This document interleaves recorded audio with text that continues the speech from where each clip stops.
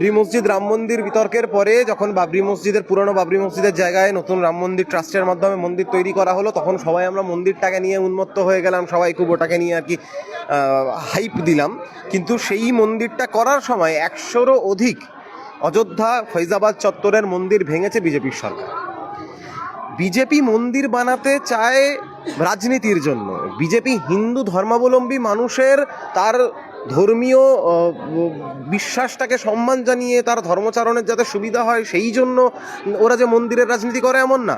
মুসলিম বিদ্বেষটা inject করার জন্য, সংখ্যালঘুদের বিরুদ্ধে একটা বিদ্বেষ ইনজেক্ট করার জন্য এবং সেই মতো একটা রাজনীতি করে আসলে আম্বানি আদানির লাভ পাইয়ে দেওয়ার জন্যই ওরা রাজনীতি করে। মণিকর্ণিকা ঘাট ভেঙেছে কারণ ওই এক হচ্ছে ঐতিহাসিক পীঠস্থান, ওইসব নিয়ে ওদের কোনো যায় আসে না। দুই, সাধারণ ধর্মবিশ্বাসী হিন্দু ধর্মাবলম্বী মানুষজনের আবেগের কোনো জায়গা বিজেপি রাজনৈতিক দল এবং তার সরকারের কাছে নেই। তাই এরকম মণিকর্ণিকা ঘাট কেন, এরকম অনেক ঘাট ওরা ভেঙে ফেলতে পারে যদি সেখান থেকে রাজনৈতিক মুনাফা না থাকে। আর এরকম বা হুমায়ুন কবির পুরানো বিজেপির এমএলএ, তাকে দিয়ে আবার 4টে বাবরির নামে মসজিদ তৈরি করে দিতে পারে যদি সেখানে তাদের রাজনৈতিক লাভ থাকে। মুর্শিদাবাদে মুসলিম ভোট ভাগাভাগি হলে বিজেপি তবু 2-4টা সিট জেতার একটা চান্স তৈরি হবে। এই কারণে